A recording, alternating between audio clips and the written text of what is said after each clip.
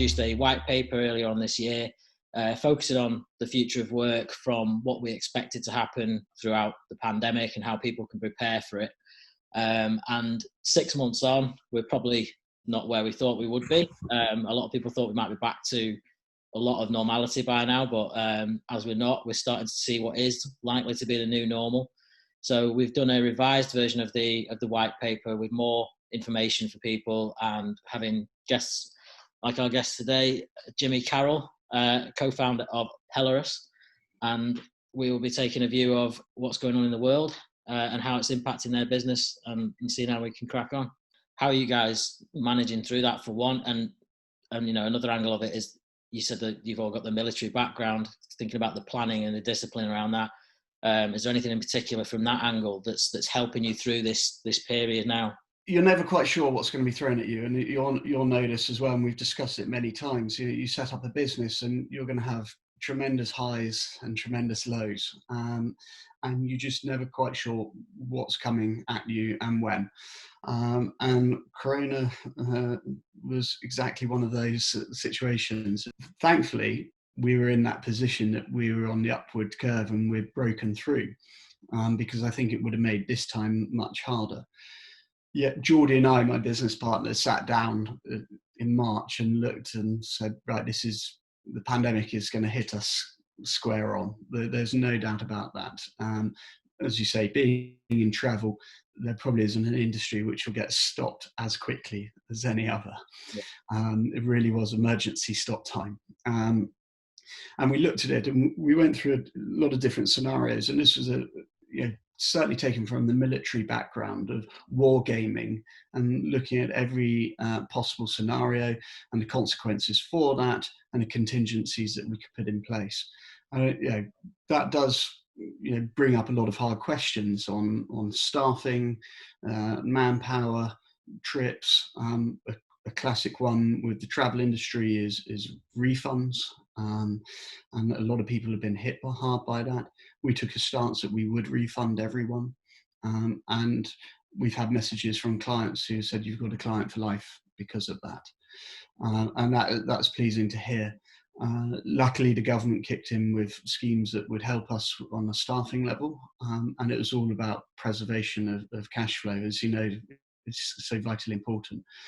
I think the other key part was that whilst a lot of people thought maybe we'll all go home for 2 weeks or this will be a couple of months thing, we looked at it and went, we can either model this on a 3 to 6 month basis, or 6 to 9, or 9 to 12 really. And we opted there at that stage in March to go for the 9 to 12, hoping that would be the worst case scenario. I'm very pleased now that we've modelled that and started to put those mechanisms in place, because it certainly is telling into a 12-month, and maybe we were even short-sighted and it will be much longer. I hope for all of us it isn't, but hopefully, as we come out of this year and go into next year, it will be better. What do you think the main drivers are going to be for a return to even kind of half normality in your market? People have realised how important their time is. And actually the work-life balance is another key part to that as well. What about the balance between actually not technically being on holiday, like say it's an adventure, but it's work, that kind of thing? Are you blending the kind of trips that you're planning as a result of that? People are adapted, and I think through the pandemic they've learned that actually, I don't like using the term work from home, because ultimately that kind of imprisons you in your own house. And you get up, you walk downstairs, have breakfast, and then you walk to another room in the house, either back upstairs to a spare room or to an office, and that's your day. Actually, if you can prove you can work away from the office, which I think the majority of people have, why can't you work anywhere? And certainly a number of our staff have been abroad throughout the pandemic, and they work just as effectively as before, if not more so, because they're in a different environment. And so we're now seeing a number of people are going, actually, if I go further afield, can I actually stay there for a month and then do maybe go out for 2 weeks and go and explore that country, or do excursions from there? And I'm gonna dial in and I'm gonna work from this location. And actually, I personally think that that is a brilliant balance, and it's all about connecting the mind and the body, and having that correct balance. And this is certainly something from the military days. You know, if you're fit in body, you're going to be fit in mind. I think as well, it connects families, doesn't it? I think it's a great example. If your kids see that, you know, you are on holiday, but you are working and you are having an adventure at exactly the same time, kind of sets them up for hopefully their good habits in later life as well.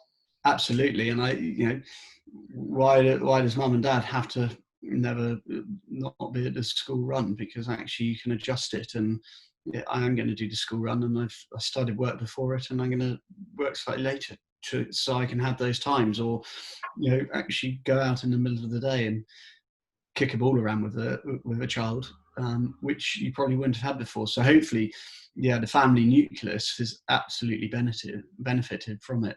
There's probably a few parents who are saying, "God, I wish my kids weren't around all the time." But yeah. I've loved having him around. I must admit, it's been good from a connection perspective. But I was also very, very pleased when they went back to school as well. So, yeah. And if you were to kind of get the crystal ball out, what's your sort of view on timing? As Adam said at the start, I think we were both in the camp of this next white paper we're doing is probably going to be not necessarily post-COVID, but very much at the latter end of a sense of it coming back to some sort of normality. When if you were predicting now, do you think there might be a turn in terms of people, whether it's travel, whether it's cities starting to feel like they're semi-populated again, that sort of thing? I don't think we're going to see anything really this year, and I think governments in different countries are wary of that. My take of it over the last 6 months is that there's always going to be different views, and there's different research and different data coming out all the time. And you know, we've just got to look at it subjectively and try and work out what's best to get everyone up and running again, because ultimately the biggest part is that the economy needs to kick in because we cannot carry on in the way we currently are, or we were even during lockdown. It's crippling enough, and you know, for business owners, you're trying to make ends meet and you know, balance the books, and we need to get people, you know, spending again. Ultimately, we all thought this might be over in 6 months. With you took the view if it's going to be 12, and then you've gone, actually it's going to be much further ahead. And your Antarctic expeditions will be 14 months of planning. What are you taking from those past experiences? Like, is there anything in particular, any particular strategies, any particular skill sets or experiences that you've adapted to from military or logistics life to now to say, right, we'll do this, and if in 3 months X, Y, Z, or 6 months X, Y, Z happens? In the planning process, it's about putting in decision points. And that could be actually when you've completed a number of processes, you have a decision point in there, or it could be you know, based on a time process as well. And those really put in a stopgap and go, right, we've reached this period. This is now the decision point, and we need to decide if we're going left, right, or straight up the middle. You know, route one. And those really help you then strategize how you're going to take forward the next steps of the process. Along with that is the contingency planning.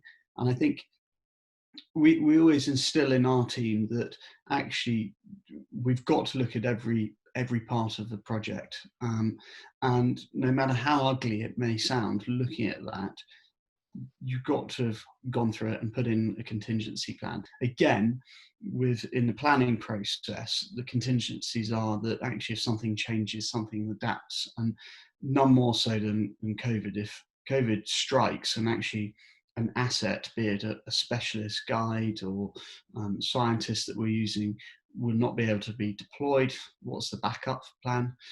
Or if the assets that we're using, you know, and this is whenever you're using anything like yachts, planes, helicopters or anything, you've always got to have a contingency for something going down. And you learn that in the military very quickly. I think we're very good at quickly thinking on our feet and adapting and improvising to complete the mission. I think we've sort of looked at it from an office-based kind of view. we are hitting a level of normality now. What is the new normal of? Realistically, a lot of people aren't going to see an office until the spring next year. In the US, we've seen that people basically they just nailed it straight away. Like what you were saying with a 12-month plan. Back in the summer, they said no offices until July, August next year, which I think's been a really smart thing to do, because it's just given people that mindset of this is now how we crack on for the foreseeable. But anyone else who's in an industry that is like hospitality, the game seems to be changing for them every week. Is there anything that you're doing that you think they can apply, that you maybe haven't already mentioned? The buzzword right now is pivot, isn't it, for all companies? And we've certainly had to do an element of that, because you need to bring in revenue and you need to adapt. But also, actually, for a new business, I think for any business, the lockdown process was an opportunity to review everything we were doing. And we certainly did that and looked at our strategy. We spoke with our investors and some of our clients, and really drilled down into, are we still offering the core of what we set Pelorus up to do? Has anything changed there? Or does anything need to change to do that? And I think just having that time without the normal day-to-day running of the business, with projects being live and people all over the world, it's actually really beneficial. We took the opportunity to build a new website, launched the charity as well. And so I think you've got to make the most of it. Yeah, I'd love to be trading and having people away all the time and be revenue coming in. But actually, it doesn't mean that you stop. And taking those chances, and many people could look at it by saying, actually, imagine you're tearing up the copybook and starting the business all over again with the lessons that you've learned from before. But you're still actually a business who's out there without having to do the penetration into the market space. So yeah, I would always look at that, and I think anyone who's missed out on that opportunity, it's not too late now either to still review and just check. And it's a bit of a sanity check. We go, actually, are we still on course for sitting with what our mission and objective was from the beginning, and actually has that changed at all? These things can, when you start a business, it's a very creative process, and lots of ideas going into the melting pot, and where you kind of want to go.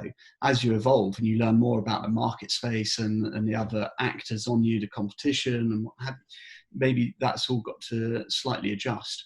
And I think being flexible is the biggest thing that you can take from, especially a period like this, that actually if you're rigid and you're adamant on not changing at all, you may get left by the wayside and may not survive. Yeah, that's it. I think again, looking at hospitality, there's a lot of innovation coming out of that. There's a lot of web-based things happening that, like, just as a lot of chefs have started doing the cooking at home stuff to send out to people. They've set that up on websites that they never would have used a website in their life, other than someone booking in their restaurant. They're getting something thrown at them every week, like new curfew, lockdown here, lockdown there. It's like they're having that sort of onslaught of changes and having to adapt, not only to survive, but then some of them are actually growing a business out of that, and they're now having to hire staff to take care of that side of the business. So I think that's definitely, adapting and pivoting is definitely the way for people to do it if they can. You should never be alone in doing anything. And that's in personal life or in business. And having a board of advisors and people around us has been absolutely instrumental into making the right decisions. And I think we've got a good balance of people from different areas of life who help and advise us through our decision-making process. Ultimately, Geordie and I will make the decisions on the direction of the company, but people who have been there before, someone who's been through the 2008 financial crash, for example, they understand different aspects of it. And we took that advice right at the beginning, and that's why we modelled for 9 to 12 months. People should never feel that they're in it alone, and actually getting a good business coach, life coach, or advisors for the business is vitally important, and you can learn so much from that. I think there's that sort of, there's a marathon or a sprint, but actually it's more of a relay, isn't it? And there's so many businesses that won't really start as quick as others. They're actually coming out of the blocks quickly, and let's hope spring next year for all of our markets, you would like to think you're going to come out in a better position. Yeah, well, Jimmy, thanks so much. Rich, great to meet you. Thank you, guys. Good luck with it all. Fascinating.